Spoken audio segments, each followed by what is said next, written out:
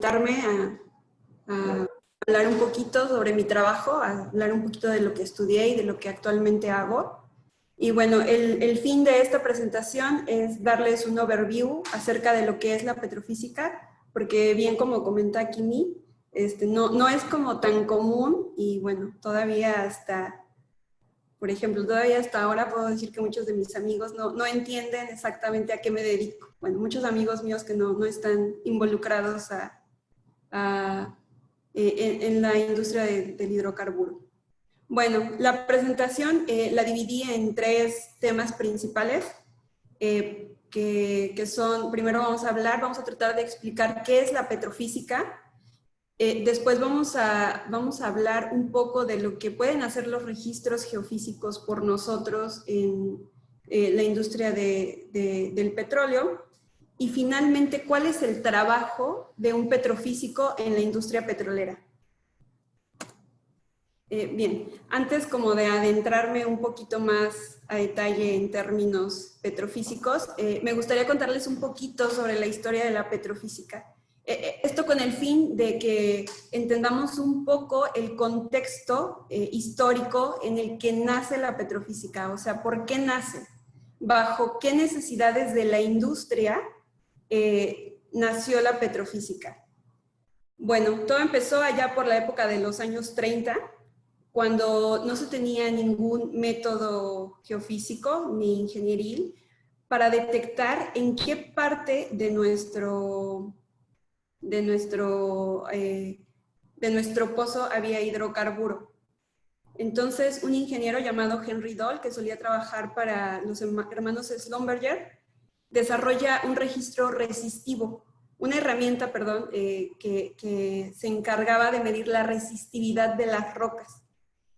Entonces, ahora, al principio de los años 30, con esta herramienta eran capaces de identificar zonas resistivas. Pero bueno, ¿por qué zonas resistivas? Esto es porque comúnmente los hidrocarburos, una característica muy especial de los hidrocarburos es que son altamente resistivos.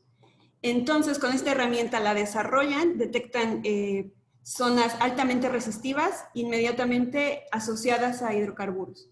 Entonces era un método así súper sencillo, súper rápido y relativamente barato para detectar a qué profundidad de nuestro pozo había hidrocarburo. Pero bueno, uno de los principales problemas que detectó esta herramienta es que, bueno, las altas resistividades, además de estar asociadas a hidrocarburos, también están asociadas muchas veces a formaciones de baja porosidad. Entonces, como que, bueno, sí nos detectaba hidrocarburo, pero también a veces confundía las zonas de alta resistividad con formaciones con baja porosidad. Entonces, Henry Doll siguió trabajando y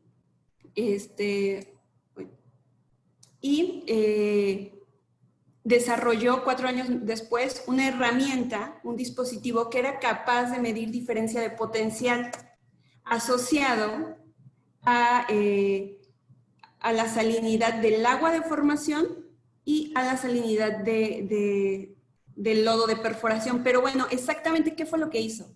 Bueno, él desarrolló un dispositivo capaz de medir el potencial natural que detectaba zonas permeables, donde había una diferencia de potencial entre el pozo, entre el lodo de perforación y el agua de formación. Podía encontrar qué zonas eran permeables y qué zonas eran impermeables. Entonces, en este punto, a inicios de los años 30, ya eran capaces de detectar zonas de alta resistividad, pero además permeables, es decir, con alta porosidad. Entonces, así discriminaba las zonas de arcilla y detectaba las zonas con estas características, que bueno, ellos las llamaron PEI, que son zonas que eran económicamente viables para explotar. Bueno, pero hasta este punto, estos registros, el análisis de estos registros no era petrofísica como tal, era simplemente un análisis cualitativo, dónde había hidrocarburo y dónde no, hasta ahí. Bueno, entonces aproximadamente 10 años después aparece Archie, aparece en escena Archie. Bueno, ¿y qué hizo Archie? ¿Por qué es tan importante para nosotros los petrofísicos? De hecho, muchos lo llaman como el padre de la petrofísica por sus avances en esta materia. Bueno, él desarrolla una fórmula empírica, que es esta, que les pongo aquí.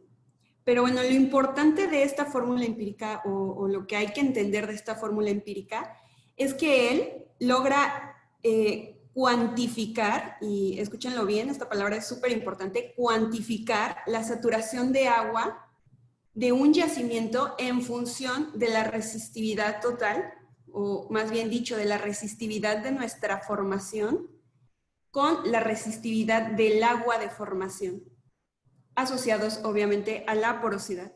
Entonces, él con esta fórmula hecha para yacimientos de arenas limpias, es la primera vez que él cuantifica la saturación de fluidos, específicamente de agua.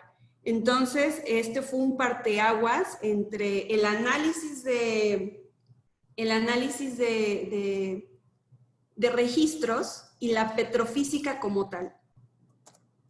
Pero bueno, ¿qué es lo que hacemos los petrofísicos? ¿Qué es lo que calculamos?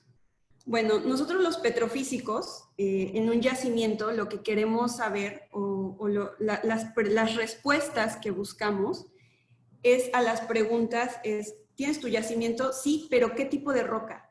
Y además de qué tipo de roca, ¿cuáles son sus componentes? ¿Tiene arcilla? ¿Tiene carbonato? ¿Tiene dolomía? Bueno, estas preguntas las vamos a responder. Bueno, seguido de esto, nos encargamos de cuantificar o de calcular la porosidad. Que la porosidad es cuánto fluido puede almacenar una roca. ¿Cuál es el espacio poroso en términos de volumen? ¿Cuál es el espacio poroso de nuestro yacimiento? Bueno, y además vamos a calcular la saturación. ¿Qué porcentaje de este espacio poroso está ocupado por agua y qué porcentaje está ocupado por hidrocarburo? O bueno, en algunos casos por gas. Bueno, y finalmente vamos a calcular la permeabilidad. Simplemente la permeabilidad es saber qué tan rápido vamos nosotros a extraer ese fluido, de preferencia aceite. Y lo digo de preferencia porque muchas veces producimos agua.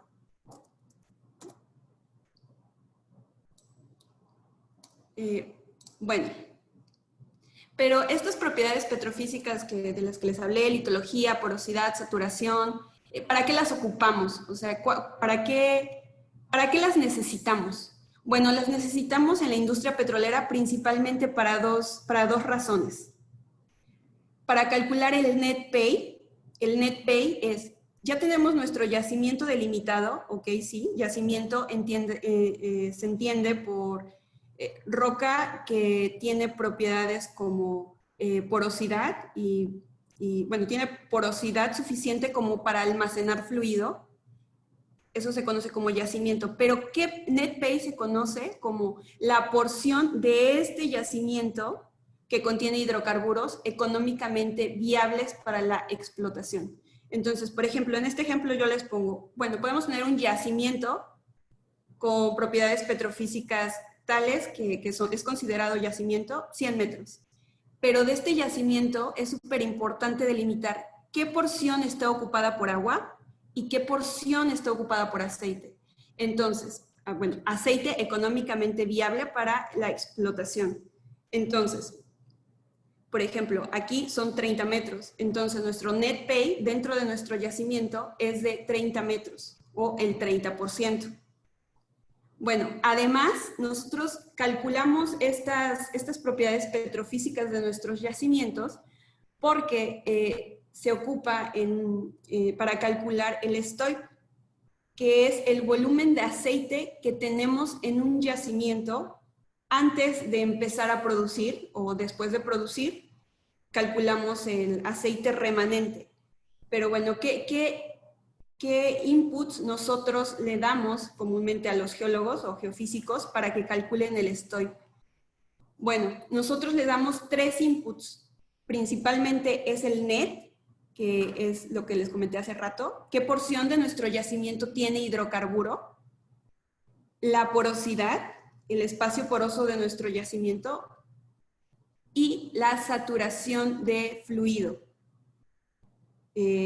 Específicamente la saturación de hidrocarburo, porque bueno, aquí en petrofísica se asume que si no es, bueno, ya una vez que ya detectamos nuestro yacimiento con hidrocarburo, se asume que si no es agua, debe ser hidrocarburo.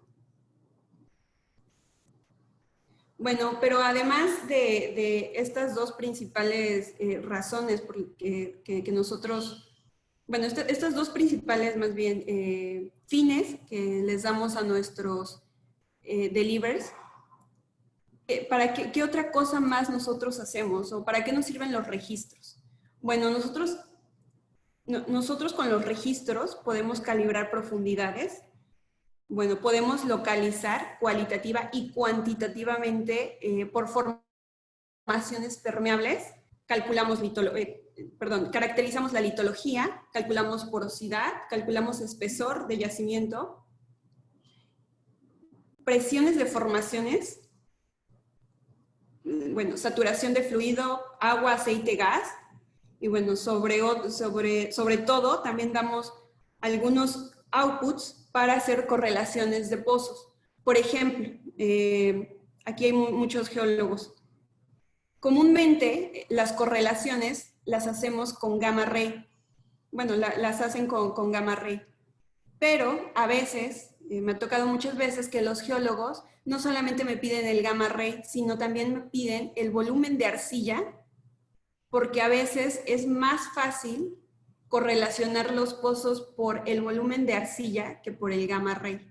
Entonces, ese es otro de los outputs que nosotros proporcionamos.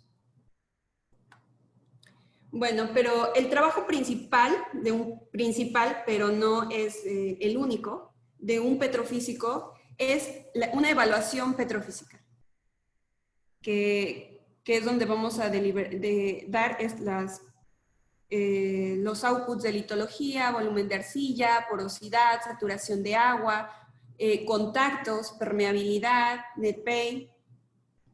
Y bueno, para esto tenemos que checar que esté obviamente concatenado con la realidad, sobre todo con la producción. Y un punto muy importante de una evaluación petrofísica, un punto tan importante que puede ser la diferencia entre un buen modelo petrofísico y un modelo petrofísico no tan aceptable, por así decirlo, es el análisis de incertidumbre. Porque bueno, al final esto es un modelo y los modelos, esos son modelos, no quiere decir que sean exactamente igual que la realidad. Entonces, ningún modelo es 100% confiable, ningún modelo, podría decir en geociencias. Sin embargo, hay unos modelos que funcionan mejor que otros y esto va a estar asociado a la incertidumbre. Entonces, en la evaluación petrofísica, tener bien delimitado las incertidumbres, de dónde vienen, de dónde provienen o cuáles son nuestras principales fuentes de incertidumbre, van a ser esto, la diferencia entre que la interpretación petrofísica sea aceptada y sea, si sea aceptada y una evaluación petrofísica te hagan muchas preguntas. Pero bueno, antes de la interpretación petrofísica, nosotros como petrofísicos tenemos una responsabilidad súper importante con los datos. Esta responsabilidad primero es verificar que todos nuestros datos petrofísicos, entiéndase por datos petrofísicos, análisis de núcleo, curvas de registros geofísicos, etcétera, tenemos que tener la certeza o tenemos que hacer un quality control, un control de calidad, porque muchas veces, a veces se da por hecho que los registros son correctos, pero no, a veces te pueden dar muchísimas sorpresas y no gratas si no haces un quality control.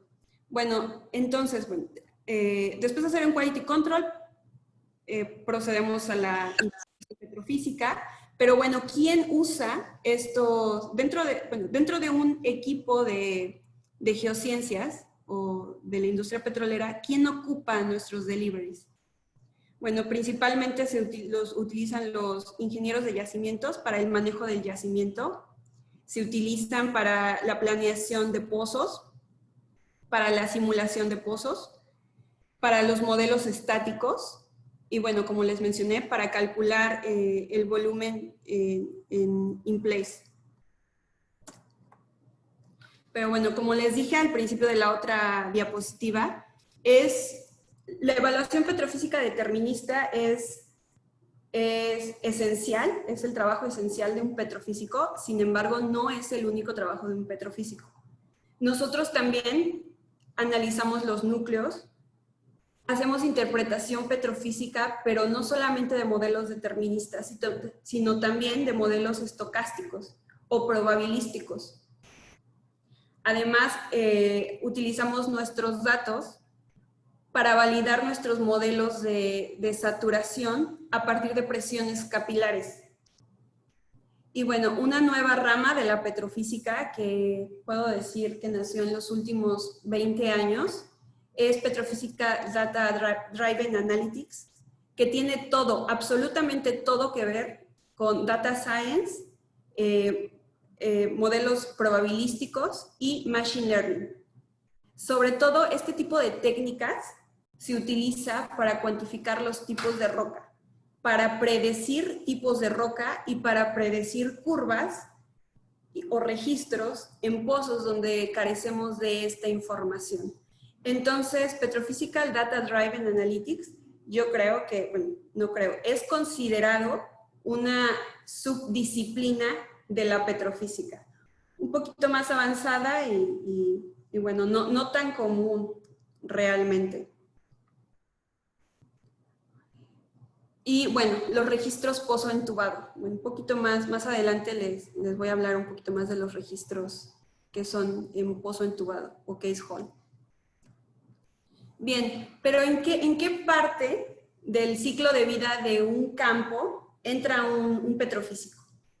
Bien, en esta gráfica, bueno, flujo de dinero versus time, donde están todas las etapas de vida de un campo petrolero, podemos ver que, por ejemplo, al principio de la vida de un campo, en Exploration and Appraisal, un petrofísico tiene que responder a preguntas como ¿hay hidrocarburo? Porque de esto depende si se va a seguir invirtiendo en el campo o no. Bueno, pero ¿cuál es el espesor del yacimiento? Y bueno, definitivamente determinar las propiedades de porosidad y permeabilidad. Bueno, pero ¿qué información nos va a ayudar a responder estas preguntas en esta primera etapa de vida de nuestro yacimiento? Bueno, nosotros nos vamos a valer de los recortes o de los cuttings, mud logging, cromatografías, Waterline logs, que son corridos en pozo descubierto. Pozo descubierto es cuando todavía no le ponen casing o tubería de revestimiento al pozo, al hoyo. Entonces a esos registros se les llama pozo descubierto. Entonces vamos a valernos de registros de pozo descubierto y análisis convencionales de núcleo. Y bueno, la presión de formación, esto es súper importante, porque nosotros vamos a decir cuál es la presión inicial de nuestro yacimiento. Bueno, durante la etapa de desarrollo, ¿qué preguntas vamos a responder en esta etapa? Bueno, en esta etapa vamos a responder, ok, ya supimos que hay hidrocarburo, ya supimos que el campo tiene propiedades de un yacimiento, pero a ver, dime cuánto es PEI, cuánto de ese yacimiento es económicamente viable para mí como empresa, para que yo continúe con el desarrollo del campo. Entonces, la cementación, ¿qué tan buena es? La cementación de un pozo es súper importante en este punto identificar si la cementación ha sido buena o ha sido mala. Porque bueno, de esto dependen muchas decisiones. Y sobre todo para responder a la pregunta de si la cementación es buena o es mala, nos vamos a hacer uso de registros de pozo entubado. Cuando el pozo ya se le puso la tubería de revestimiento, ya se cementó, se corre un registro llamado CBL que se encarga específicamente de ver si, si la cementación fue buena o mala. Si una cementación es mala, nos puede causar muchísimos problemas durante la etapa de producción de nuestro yacimiento, porque existe comunicación de la zona de agua con la zona de aceite. Entonces nuestro pozo, que nosotros pensábamos que iba a producir aceite, resulta que está produciendo agua. Bueno, una mala cementación podría ser la respuesta a esa pregunta. Bien, durante la etapa de producción, bueno, ya identificamos que sí, que hay aceite, que sí lo podemos producir. Ahora hay que producirlo. Vamos a producirlo durante 20 años. Lo producimos durante 20 años y es obvio que las condiciones iniciales del yacimiento ya son diferentes 20 años después. Entonces, nosotros como petrofísicos vamos a identificar los contactos, los contactos después de la producción. ¿Dónde se encuentra, por ejemplo, el contacto gas-aceite? ¿Subió, como es de esperarse? ¿Se formó gas? ¿Existe gas? Y si existe gas, ¿dónde está el contacto? ¿El gas cap ha incrementado o no? Para esto, específicamente, vamos ya a hacer uso de registros Case-Hall, registros de neutrón pulsado o registros de saturación, que son registros que se corren en pozo entubado y que se encargan de medir la saturación de hidrocarburo. Estos registros trabajan de manera total y completamente diferente de los registros pozo descubierto, perdón. Entonces, yo también diría que el análisis de registros de pozo entubado es también otra disciplina de la petrofísica, una subdisciplina de la petrofísica. Bueno, ahora después, en la etapa de producción, vamos a producir, idealmente vamos a producir hidrocarburo, pero bueno, como dije, después de 20 años es casi obvio o lógico o es de esperarse que también, además de hidrocarburo, vamos a estar produciendo agua. Entonces, nuestro trabajo es identificar qué intervalos, qué parte de nuestro yacimiento, en qué parte de nuestro pozo estamos produciendo agua. Y a partir de esta caracterización, se van a tomar decisiones como, bueno, vamos a cementar el pozo, ¿en qué parte lo vamos a cementar y cuándo? ¿En qué momento? Bueno, en la etapa de redevelopment, aquí vamos a responder a una pregunta que es súper importante, que puede ser el parteaguas entre continuar con el ciclo de vida de un campo o detenernos y decidir si lo abandonamos. Es responder a la pregunta, ¿cuánto hidrocarburo queda? O sea, ya tuvimos nuestro pozo, nos dio la producción por 40 años, 50 años, pero entonces ahora vamos a responder, ¿vale la pena seguir invirtiendo dinero en este campo? ¿Vale la pena gastar tiempo y recursos en tratar de reactivarlo o mejor ya lo abandonamos? Entonces, un petrofísico va a responder a este tipo de preguntas. Bueno, también nos vamos a encargar de decir cuál es la presión en esta etapa ya casi final de nuestro yacimiento. Y sobre todo, cuáles son las condiciones de tubería. O sea, ya obviamente después de 20 años, 30 años, en algunos casos más de 50 años de algunos pozos, las tuberías sufren cierto desgaste, cierto daño. Entonces, puede ser que al principio de cementación de nuestro pozo, la cementación fue muy buena. No hubo desgaste de tubería y todo fue perfecto y no pasó nada. Pero resulta que 20 años después, pues las condiciones de nuestra tubería cambió. Entonces necesitamos cuantificar y decir qué tan bien o mal está la tubería por si necesita algún trabajo extra para mejorar la producción.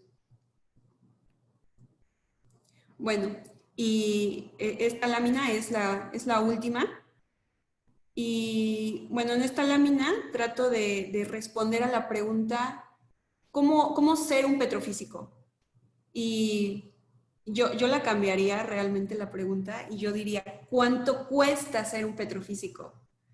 Porque es una disciplina bastante especializada, que bueno, a ver, voy a darle zoom.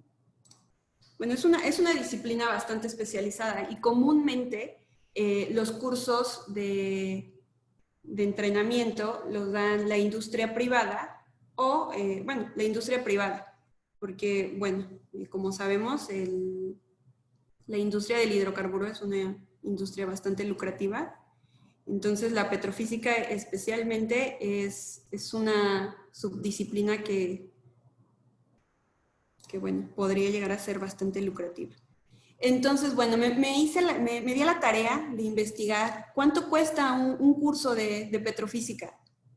Entonces, por ejemplo, me encontré varios y puedo decir que todos los cursos de petrofísica, desde introducción hasta cursos avanzados de petrofísica, rondan entre los $2,000 y hasta los $5,000. Y son impartidos en todo el mundo. Por ejemplo, esta lo encontré, es en Aberdeen, en UK. El centro de training de Schlumberger imparte en todo el mundo, desde Londres, Bangkok, hasta Houston, Texas, o sea, around the globe, y imparten este tipo de cursos, pero bueno, el precio va entre $2,000 y hasta $5,000. En Latinoamérica me di cuenta que no es tan común y pude encontrar solamente pocos cursos, por ejemplo este de Perú, donde la hora la cobran en $100. La hora de asesoría de petrofísica la cobran aproximadamente en $100. Pero bueno, obviamente siempre tenemos la opción de estudiar maestrías. Por ejemplo, como fue mi caso en la Universidad de Aberdeen. Pero bueno, haciendo un análisis de los cursos que se consideran, debería de tomar un petrofísico junior o una persona de geociencias para ocupar un puesto de petrofísico junior. Un cálculo aproximado es que el training de un petrofísico junior ronda entre las 35 y las 29,000 libras esterlinas. Bueno, y ese es el final de mi presentación. No sé si tengan preguntas, dudas. Con mucho gusto se las puedo responder.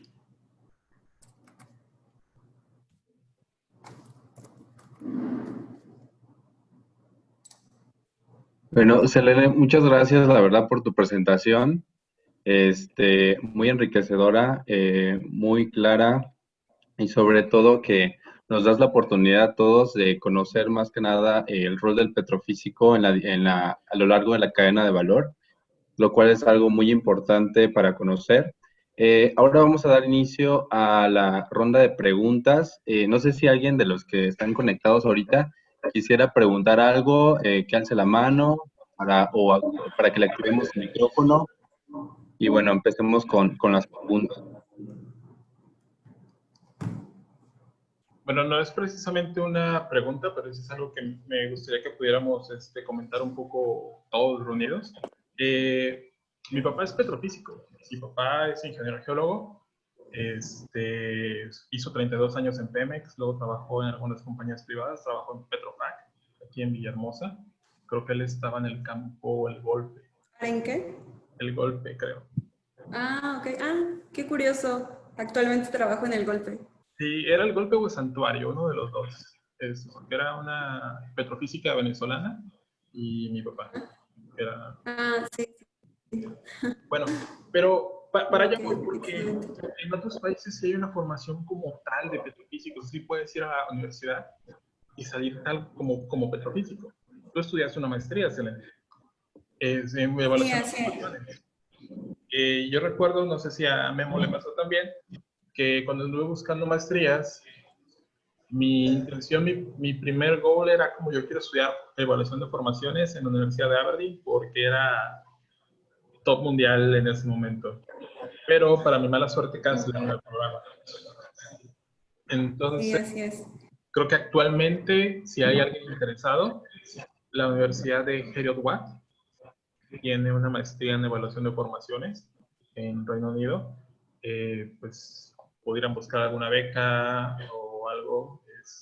No les estoy dejando el link de Chevening en el chat, no crean.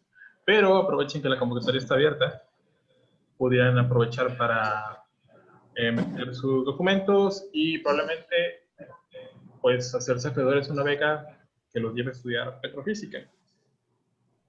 Porque no sé qué opinen. Bueno, yo sé que Guillermo también ha estado trabajando como petrofísico.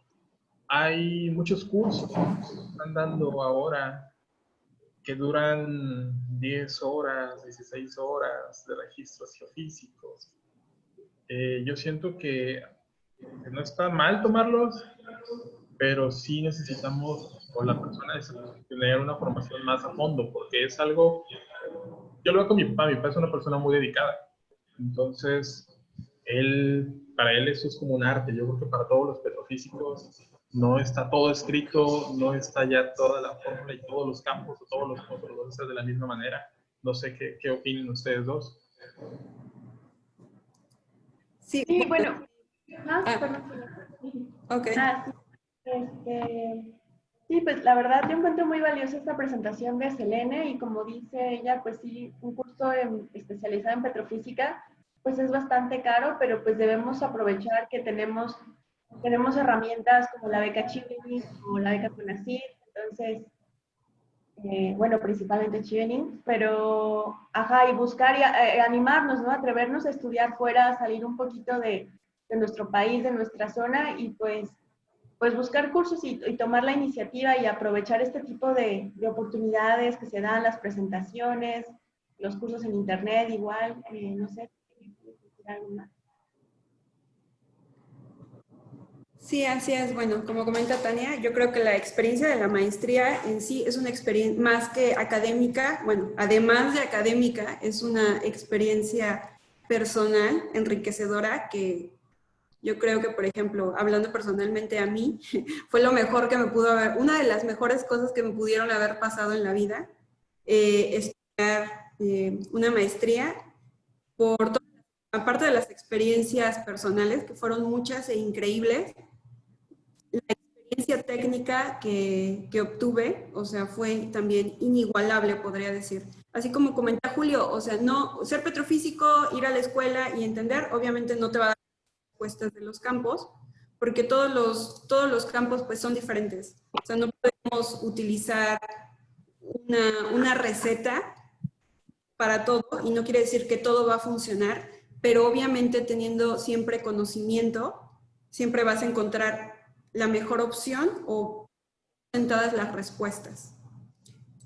Héctor, ¿tienes una pregunta? Hola, buenas tardes. Héctor Almeida de la Universidad Politécnica del Centro.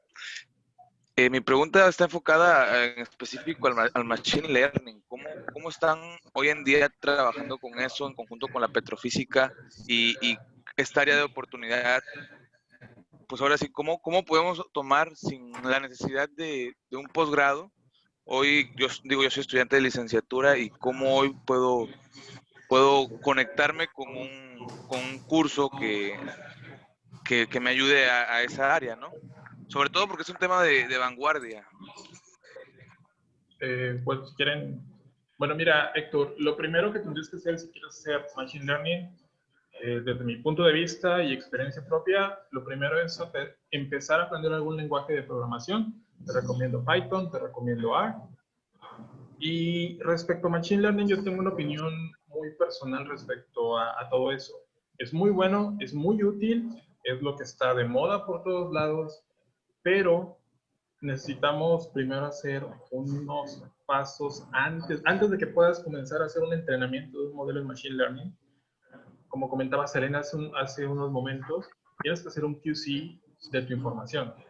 Porque si llega un dato que no está correcto, va a entrar basura, va a salir basura. Entonces tienes que hacer un QC correcto de tus registros LAS y ya luego los vas a meter como un input a tu modelo. Además, necesitamos digitalizar todo eso. ¿Por qué? Porque tenerlo a veces algunos archivos se los entregan en impresos o se los entregan en las curvas LAS. Ese curva LAS no es un archivo digitalizado como tal, es un pseudo digital. ¿Por qué? Porque no está dentro de una base de datos, no está dentro de vamos, no lo hemos convertido en un 1010 todavía. Hay muchas herramientas, está LAS.io, que es una librería en Python, que te permite leer archivos LAS. Puedes leer 500 archivos LAS en 10 minutos. Guardar todo eso como una tabla, usarlo como un input para hacer el entrenamiento de tu modelo. ¿Qué quieres hacer? ¿Predicción de facies? ¿Quieres generar alguna curva que esté faltando en algún pozo? Todo eso lo puedes hacer. Pero la base es conocer un poco sobre programación, si lo quieres hacer así, digamos, artesanalmente. Hay herramientas que lo hacen, hay mucho software propietario que lo puede hacer. Y tener el conocimiento suficiente sobre petrofísica para poder hacer el QC de tus datos y que todo lo que esté llegando a tu modelo esté bien calibrado, por así decirlo. Gracias.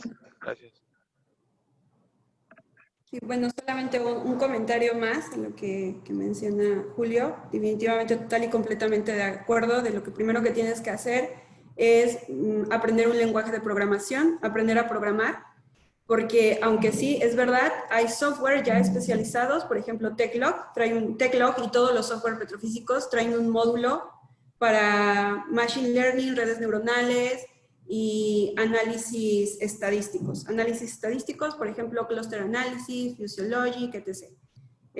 Machine Learning, redes neuronales. Bueno, pero ya viene programado, pero utilizar esos módulos no es nada fácil si no sabes cómo funcionan. O sea, cuál es la esencia de esos módulos. Además de que, hablando específicamente aquí de las empresas que trabajan en México, no es tan común que una empresa gaste tanto dinero en un módulo bueno, en este tipo de módulos de predicción de datos. ¿Por qué no es tan común? Porque es muy caro. Es muy caro y si tú lo puedes hacer más barato porque lo sabes programar, obviamente siempre va a ser un super plus. Sí. Ahora mismo a nivel mundial hay un concurso que se llama The Fourth Fest, o no me acuerdo el nombre, pero es un hackathon sobre registros geofísicos y cómo generar curvas a partir de principios de Machine Learning, de Data Science.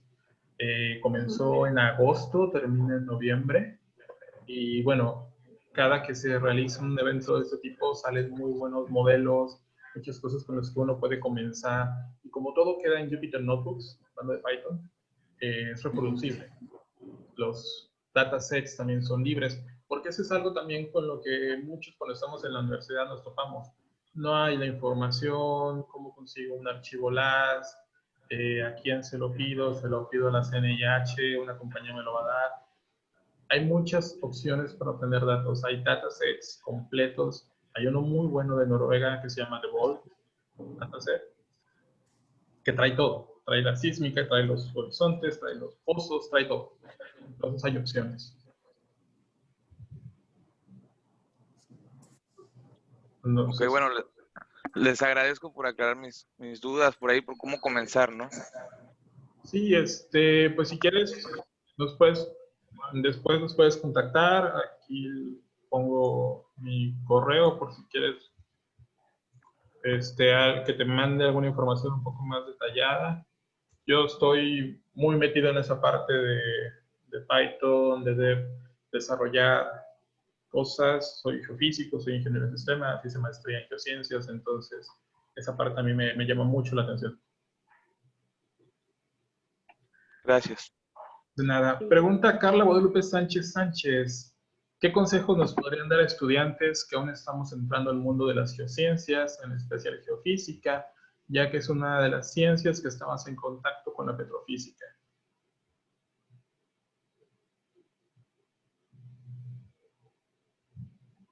Creo que tienes el micrófono apagado. Una disculpa. Bueno, dices que eres estudiante, el consejo que te puedo dar, el consejo es, cómete los libros. Aprende todo lo que puedas aprender de todas las ciencias, porque cuando estés trabajando no te va a dar tiempo. Pero bueno, como geofísica, aquí tenemos a una geofísica, Tania, yo creo que te puede dar mejores acerca de la geofísica que yo. Sí, bueno, como les decía, pues yo creo que sí es muy importante buscar cómo ampliar el conocimiento, porque a veces en México, aunque sí tenemos muy buenas cosas, no tenemos a veces como una rama muy especializada como es la petrofísica u otras de la geofísica, por ejemplo. Entonces, como dice Selene, igual creo que es importante leer todo lo que puedas o hacer todos los cursos que puedas, porque sí, ya una vez que empiecen a trabajar, no van a tener tiempo y pues eso les recomiendo, como buscar cursos que no se desilusionen, que sean muy perseverantes. A veces la situación no es muy fácil, no sé, últimamente la situación en el petróleo no es muy fácil, pero sean persistentes y pues sigan buscando oportunidades para poder ampliar sus conocimientos y para estar siempre listos para cuando todo vuelva otra vez a la normalidad, ustedes estén listos para aplicar a los trabajos o a una maestría. Muchas gracias. Hola Carla, por aquí. Bueno, otra cosa yo creo que también es importante ahorita, sobre todo para los estudiantes que están por graduarse o se acaban recién de graduar, es a desarrollar tus habilidades y una de ellas, la más importante, yo considero, es aprender inglés, ¿sí? Porque, créeme, ahorita muchas empresas, sí es cierto que puede ser bueno en el área que tú estudiaste, en geofísica, geología o demás, pero a veces si no sabes inglés, entonces es muy difícil conseguir los empleos porque internamente en las oficinas a veces es 100% inglés, nada más es lo que se habla. Entonces yo creo que todos los estudiantes deberían de trabajar mucho ese aspecto ahorita que tienen tiempo como estudiantes y que pueden ocupar de una manera adecuada ese tiempo. Y otra es tratar de conseguir prácticas para que cuando ustedes se gradúen, bueno, tengan esa pequeña experiencia en el área, pero ya de una manera más formal, ¿no? Entonces, sí, buscar prácticas lo más que se pueda y aprender inglés, yo creo que son consejos muy valiosos. Muchas gracias, maestro Guillermo. Desde la UPC, un gran abrazo. Aprovecha Saludos, gracias. disponibles que son gratis. Hay muchos cursos en Coursera que son completamente gratuitos. Puedes aprender Python ahí, puedes aprender un poco de R o Data Science y son gratis. Si quieres el certificado, pagas por él, pero si quieres nada más llevarte el curso, aprender un poco, es bastante bueno. El viernes va a estar con nosotros Jesper. Jesper tiene ahorita un montón de experiencia en todo eso de coding. Si quieren, los invito a que sigan todas las pláticas de esta semana y el viernes cualquier duda que tengan con él. Él es de las personas, yo creo que a nivel mundial, de las más reconocidas por lo que está haciendo en el área de geociencias, en el área de coding. Entonces, pues aprovechemos todas las pláticas, todas las oportunidades, todo el chance de aprender otro idioma, de estudiar, de tener acceso a libros de manera digital. Ahora no es como nuestros padres que tenían que a fuerzas conseguir el libro en la biblioteca y si no lo tenías, pues ya bailó. Entonces aprovechemos todo eso. Igual para hacer hincapié en lo que mencionaba Guillermo, los idiomas pues sí son muy importantes. La verdad ahora ya es requisito esencial para cualquier compañía que ustedes quieran trabajar o hacer prácticas el inglés. Entonces sí, a veces yo sé que puede ser un poco difícil o que uno tiene muchas tareas o que tal vez es pues costoso tomar clases de inglés o de cualquier idioma, pero sí les recomiendo muchísimo que utilicen todas sus herramientas disponibles, todo lo que tengan, no sé, YouTube, Netflix, lo que sea, pueden aprovecharlo para empezar a practicar inglés, porque sí, muchas veces incluso en las compañías, o sea, aunque no se avienten a hacer una maestría fuera del país, que es lo que más les recomiendo en realidad, con una beca, Chevening o con ASID, incluso en los trabajos hay veces que van personas de otros países y pues uno tiene que tener contacto y relacionarse con ellos para aprender más del trabajo y para cualquier cosa, ¿no? Entonces es como en el día a día y sí les recomiendo mucho que hagan ese esfuerzo extra de, no sé, ponerse diario a ver videos en inglés, con subtítulos, lo que sea, eso les va a dar muchas recompensas en el futuro. Javier Ábalos, ¿tienes una pregunta, comentario? Sí, buenas tardes. Yo sí tenía 3 preguntas. La primera era sobre el análisis de incertidumbre, pues, ¿en qué se basa? Supongo, bueno, lo que suponía es que mencionaban sobre modelos de probabilidad. Entonces, quería saber el análisis de incertidumbre, ¿en qué se basa? Sí, bueno, tu pregunta es súper interesante. Bueno, en Petrofísica hacemos 2 tipos de análisis de incertidumbre. El básico, o el fácil, que me gusta llamarle. O si quieres verte fancy, existe modelos que se llaman Monte Carlos, que bueno, eso tiene todo que ver con matemáticas y con análisis probabilístico. Entonces, Monte Carlo, funciona el algoritmo de Monte Carlo en todos los software petrofísicos, funciona de manera, por decirlo así, sencilla, va cambiando los parámetros y va viendo qué tanta diferencia hay entre un parámetro y otro, cambiándolos. Entonces, llega el punto, el algoritmo dice, ya si le cambio a partir de este parámetro, ya no hay tanto cambio. Entonces, la incertidumbre, por ejemplo, de la porosidad puede ir desde 20% hasta 22%. Así funciona burdamente, con mis palabras burdas más bien, un modelo de Monte Carlo en petrofísica. Pero un análisis de incertidumbre básico que podemos hacer en petrofísica es simplemente, por ejemplo, identificar cuáles son tus principales incertidumbres. Por ejemplo, se me ocurre la salinidad, que es muy común que no sepamos la salinidad de un yacimiento, la salinidad de agua de un yacimiento. Entonces, bueno, ya identifiqué que la salinidad es una fuente de incertidumbre. Ahora, ¿qué pasa si yo pienso que la salinidad, no sé, es de 20 partes por millón? ¿Cómo se comporta mi saturación de agua? Ok, entonces este va a ser mi caso bajo. Ahora, ¿qué pasa si mi salinidad del agua es de 50,000 partes por millón? Ok, veo que no hay mucho cambio en el yacimiento a tal profundidad, pero sí veo que hay una gran diferencia a profundidades someras. Entonces, bueno, ya identificaste y ya cuantificaste la incertidumbre de alguna manera. Entonces, así puedes decir, ok, mi saturación de agua puede ir de el 20% a esta profundidad a el 40%. Entonces, es así como funciona el análisis de incertidumbre, de manera, bueno, tratando de explicártelo de manera sencilla en una evaluación petrofísica. Ok, muchas gracias. Pues la segunda pregunta era, había mencionado sobre el Petrophysical Data Driving Analytics. Esa Ajá. parte me interesó mucho porque mencionó que cuantificaba el tipo de roca. Entonces, ahí, si me podría dar una breve descripción de cómo funcionaba.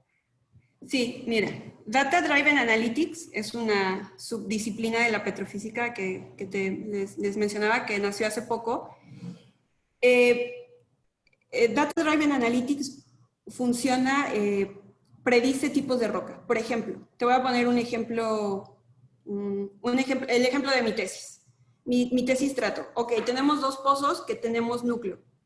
Tomar un núcleo en un pozo, un núcleo de 27 metros, cuesta $200,000. Comúnmente las compañías petroleras deciden tomar solamente 1 o 2 núcleos por campo. No tantos porque, bueno, el dinero a veces no hay tanto dinero. Entonces, bueno, tenemos 2 núcleos para todo un campo de 40 pozos. no le vamos a tomar núcleo a todos los otros 38 pozos. Entonces, lo que hacemos con Data Driven Analytics es que hacemos un modelo utilizando nuestros datos de núcleo, nuestros $400,000 que gastamos en núcleo, y calibramos nuestro modelo, ya sea Machine Learning o modelos probabilísticos como Cluster. Entrenamos estos modelos, los calibramos con nuestros datos duros, con nuestros $200,000, y con nuestros $400,000, los calibramos, y ahora, teniendo nuestro modelo entrenado y calibrado con datos reales, lo aplicamos a otros pozos. Y entonces así tenemos descrito ya todo nuestro yacimiento, y en vez de gastar $200,000 para los 40 pozos, nada más gastamos $400,000 para nuestros 2 pozos. Entonces, es así como funciona Data Driven Analytics. Utilizamos todos los datos disponibles del campo, entrenamos modelos, los calibramos y luego los aplicamos. Ok, está muy interesante. Sí, podría dejar el link de su tesis para leer. Sí. Ah, sí, claro. Si quieres, envía nos das tu correo y pues con mucho gusto te la comparto. Claro, claro. Y bueno, esta tercera pregunta era para Julio. De esta parte del hackathon, de hecho, estamos estableciendo un equipo. De hecho, estoy con Luis Asensio. Estamos haciendo un equipo para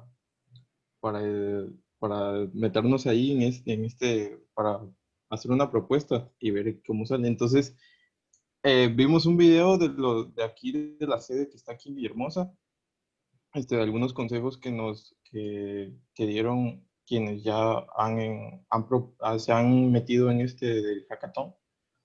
Y nos dieron unos consejos sobre la presentación, de la importancia del ambiente de programación que podíamos meter, pero pues supongo que tú debes tener más experiencia en esta parte, entonces no sé si nos podrías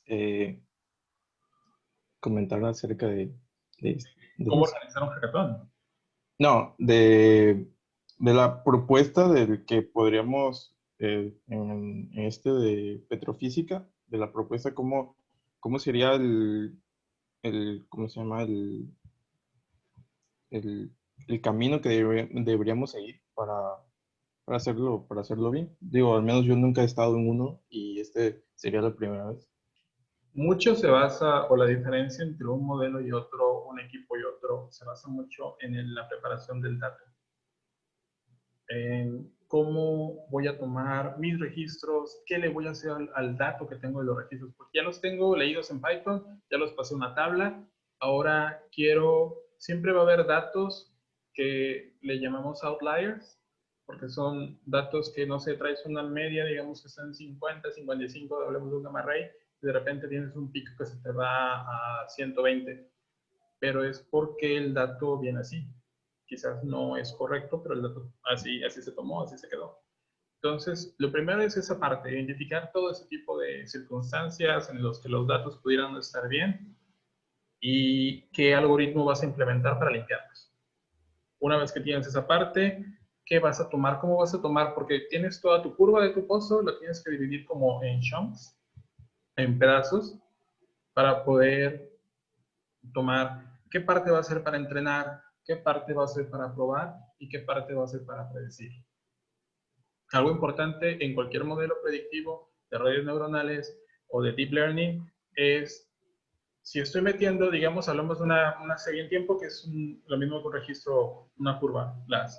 Tengo 50 datos para entrenar, necesito al menos unos 30, 35 para probar mi modelo y unos 20 para predecir.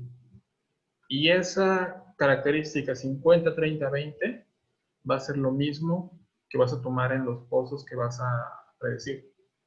50 para que el modelo los tome, prueben esto, vea el error medio cuadrático que se genera y al final unos 20 de salida. La salida que pones en tu modelo siempre tiene que ser la misma salida. La longitud del shape que va a tener tu salida en tu modelo entrenado tiene que ser la misma que vas a usar con tu modelo. si quieren, un día platicamos un poco más pues a fondo de esto, porque sí, la diferencia que yo he notado, porque la estructura al parecer es la misma, cada equipo usa un algoritmo o implementa una técnica diferente para cómo seleccionar el dato que va a entrar, cómo va a tratar, si lo va a normalizar o no lo va a normalizar, qué técnica va a usar para normalizar, qué está probando, toda esa parte. Si quieren, luego lo platicamos. Sí, claro, muchas gracias. No, pues igual a Selena, muchas gracias por responder las preguntas. Y pues queda pendiente lo de la tesis. Entonces, bueno, gracias. Sí, claro. De nada. Bueno, y si nadie más tiene preguntas, pues vamos a agradecerle a todos a Selene por su valiosa participación en esta primera plática de esta segunda edición de Chimney Talks, Geoscience and Technology. Muchísimas gracias, Selene, y esperamos que más adelante podamos contar contigo de nuevo, podamos seguir sumando y tratar de seguir apoyando pues, a la comunidad de Tabasco, de México, del mundo. Sí, En lo claro. Cuenten con ello. Y pues no sé si Kimi tenga algunas palabras o si no. Ahí voy. Sí, muchísimas gracias, Elene. Ahí yo creo que soy de todos los asistentes, la que poco a poco voy a agarrarle al hilo. Muchas gracias a los participantes, a ti, Selene, nuevamente, a los organizadores. Y pues sí, nos vemos el día de mañana con Lindsay Heggie de la Universidad de California, con su plática Towards Open Collaborative Practices in Geophysics, Examples from the SIMPEC Community. Nos vemos, espero que lo hayan disfrutado, que lo hayan aprendido mucho, y cualquier comentario, no duden en hacerlo, ¿no? Este es como un esfuerzo que está haciendo el capítulo regional de Chiun Alumni México en Tabasco, junto con con Memo, para que obviamente les sirva e inspire a futuros geocientíficos o gente interesada en el área. Muchas gracias, Kimi. Y pues muchas gracias a todos. Guillermo, Tania, Selene, Kimi, todos los participantes. Si alguno quiere información acerca de las becas, del programa de becas Chevening, pueden contactarme a mí, pueden contactar a Tania, pueden contactar a Kimi, por ahí podemos tratar de organizar alguna plática solamente sobre eso. Aprovechando que está la convocatoria abierta, ya comprometí a Kimi. Y porque la verdad es una experiencia muy bonita de estudiar fuera.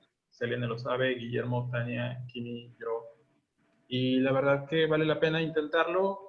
Y pues la beca es una beca toda pagada para ir a estudiar lo que más te apasione en la universidad que tú quieras. Entonces, es una excelente oportunidad. Y aprovechen, chicos, con toda la confianza pueden acercarse a nosotros, como bien dijo Julio, y los vamos a asesorar con mucho gusto. Ok. Y pues nada, pues muchas gracias. Nos vemos mañana a las 2 de la tarde. Y pues estamos en contacto. Hasta luego. Gracias a todos. Hasta luego. Bonita tarde. Igualmente, hasta luego. Master, Julio, Tania.